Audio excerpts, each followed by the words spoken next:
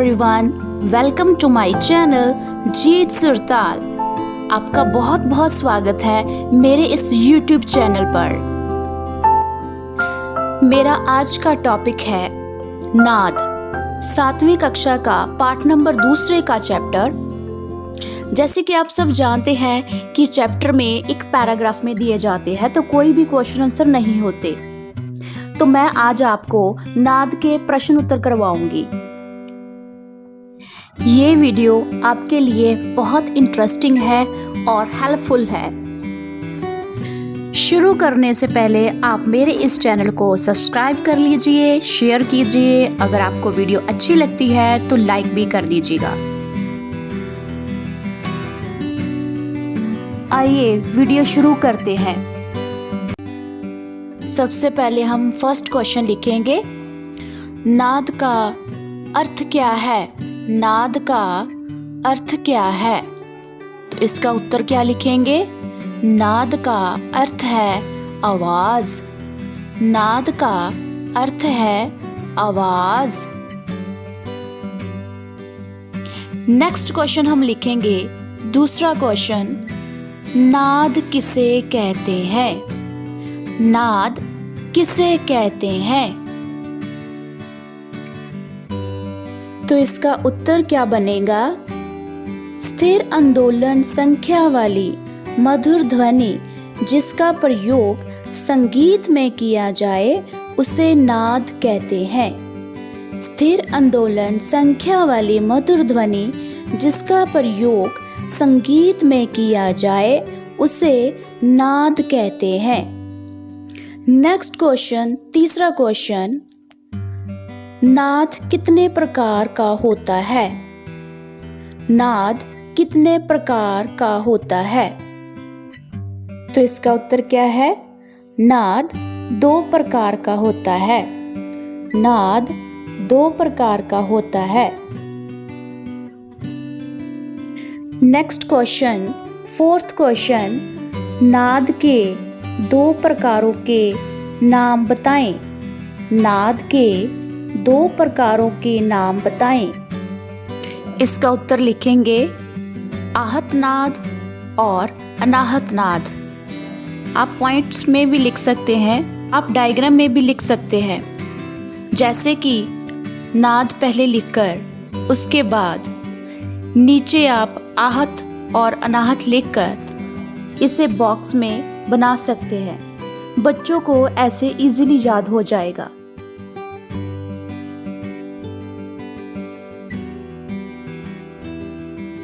Next question, fifth question, आहत नाद का शाब्दिक अर्थ क्या है? आहत नाद का शाब्दिक अर्थ क्या है? तो इसका उत्तर क्या होगा? आहत नाद का शाब्दिक अर्थ है चोट।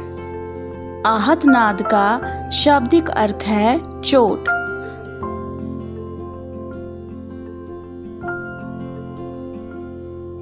नेक्स्ट क्वेश्चन है, सिक्स्थ क्वेश्चन, आहत नाद किसे कहते हैं? आहत नाद किसे कहते हैं?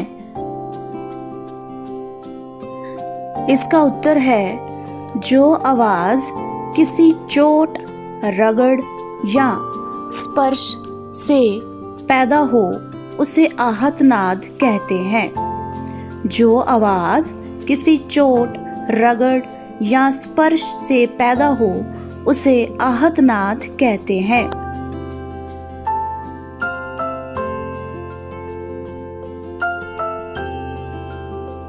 नेक्स्ट क्वेश्चन है, 7th क्वेश्चन, आहत नाद की उदाहरण दें। आहत नाद की उदाहरण दें। अब हम आहत नाद की एग्जाम्पल देखेंगे, लिखेंगे और साथ में समझेंगे। तो इसका उत्तर क्या है? फर्स्ट पॉइंट, जब किसी वस्तु को किसी दूसरी वस्तु के साथ आघात यानी चोट की जाए, जैसे तबला, ढोलक, नगाड़ा आदि हाथ आदि की चोट से जो आवाज उत्पन्न होती है उसे आहत नाद कहते हैं। अब हम इस पॉइंट को समझेंगे। जैसे कि आपके सामने ये एक तबला दिया गया है, जब तबले के ऊपर हम हाथ से चोट करते हैं यानी बजाते हैं तो इससे साउंड उत्पन्न होती है, जैसे कि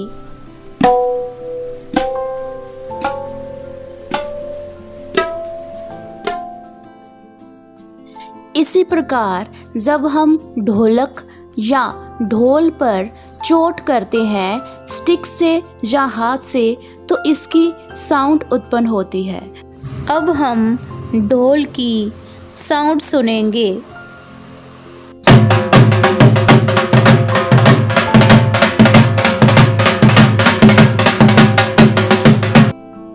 इसी प्रकार जब हम नगाड़े के ऊपर चोट करते हैं स्टिक के साथ तो इसकी साउंड निकलती है, जैसे कि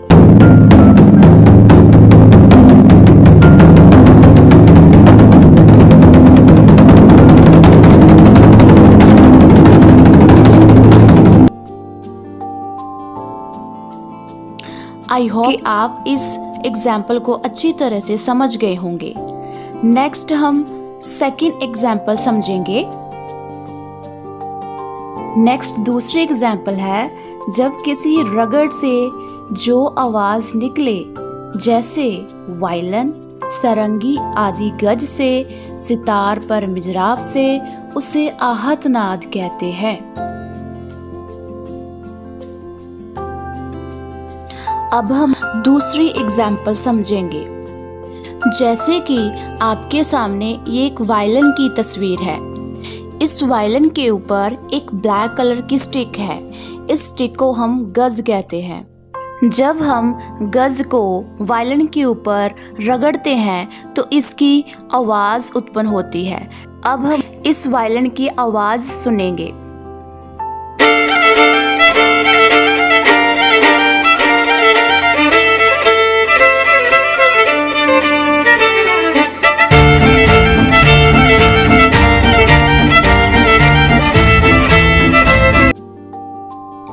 इसी प्रकार जब सितार की तारों के ऊपर मिजराब को बजाया जाता है तो इससे सितार की साउंड उत्पन्न होती है, जैसे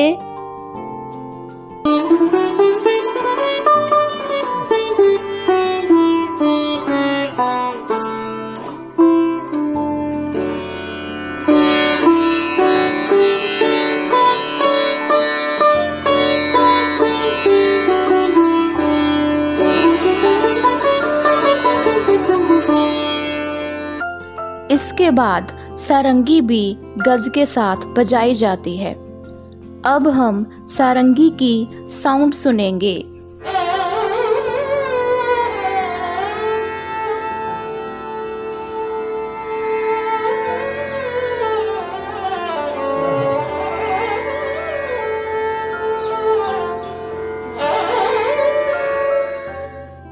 ये थी दूसरी एग्जाम्पल। आई होप आपको ये दूसरी एग्जाम्पल भी समझ आ गई होगी। तो अब हम तीसरी एग्जाम्पल करेंगे।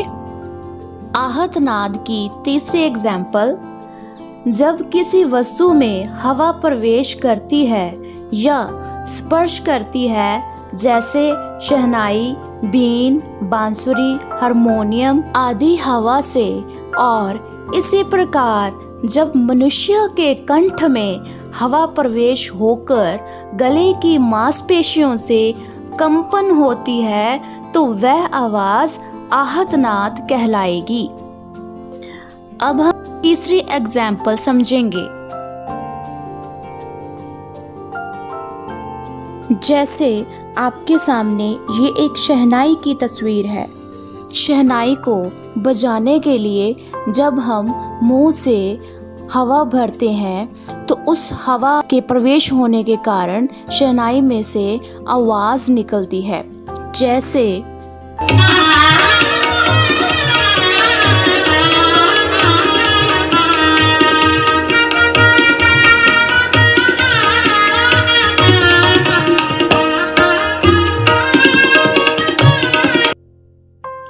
इसी प्रकार जब हम बीन में अपने मुख से हवा भरते हैं, जब हवा प्रवेश हो जाती है तो साउंड उत्पन्न होती है। अब हम इसकी साउंड सुनेंगे।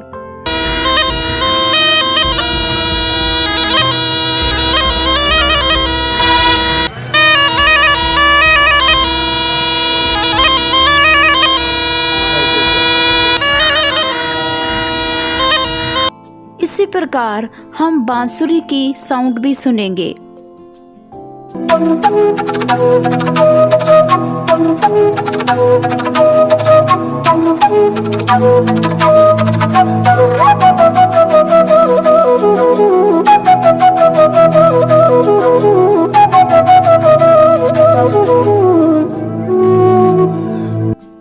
इसी प्रकार जब हम हारमोनियम के पंखे में हवा भरते हैं तो उसके सामने जो व्हाइट एंड ब्लैक कलर की कीज होती है उनमें से आवाज उत्पन्न होती है। अब हम हारमोनियम की साउंड सुनेंगे।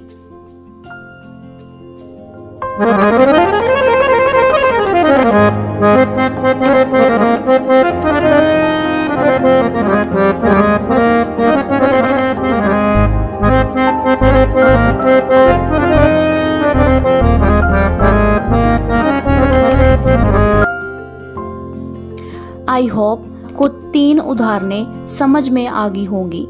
तो आपको ऐसे भी क्वेश्चन आ सकता है कि आहत नाद की कोई एक उदाहरण दें, तो आप तीनों में से कोई भी उदाहरण लिख सकते हैं।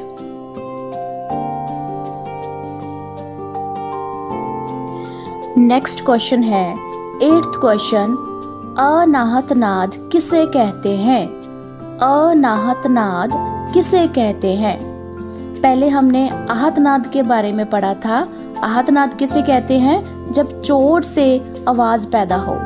लेकिन इससे उल्ट हम ये लिखेंगे, अनाहत नाद किसे कहते हैं? जो आवाज बिना किसी आघात या चोट से पैदा हो उसे अनाहत नाद कहते हैं। जो आवाज बिना किसी आघात या चोट से पैदा हो उसे अनाहत नाद कहते हैं। अब हम इसकी उदाहरण देखेंगे।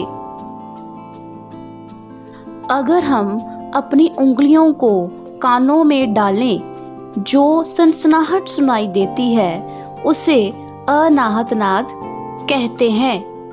अगर हम अपनी उंगलियों को कानों में डालें, जो सनसनाहट सुनाई देती है उसे अनाहत नाद कहते हैं।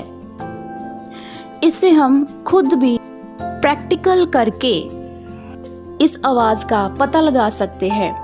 जैसे कि हम अपनी उंगलियों को अगर कानों में डालते हैं तो हमें सरसर की आवाज, जहाँ सनसनाहट सी आवाज हमें सुनाई देगी, जो बिना चोट से आवाज पैदा होती है।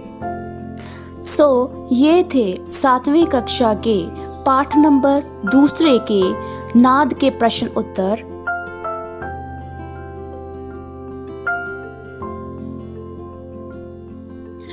एक क्वेश्चन आपके लिए, जल्दी से कमेंट करके बताइएगा।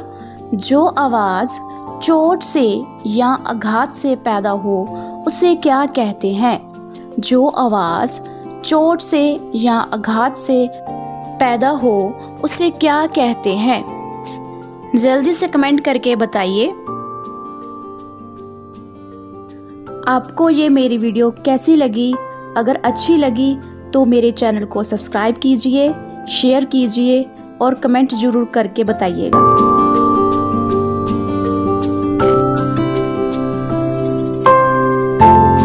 Thank you so much.